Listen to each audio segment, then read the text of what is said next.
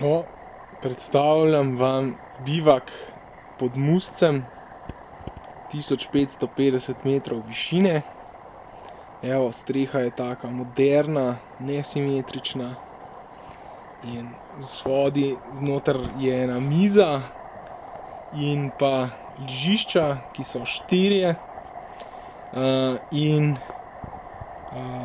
še na tleh si lahko kdo pogrne, če si če. Noter so tudi deke, tamle na koncu, klele, še tam na un stran. No, pa ga še od zunaj poglejmo.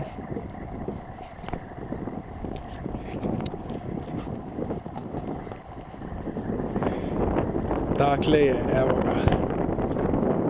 Tako da, do sem rabite 1000 višinskih metrov, rabite ene 2 uri 30.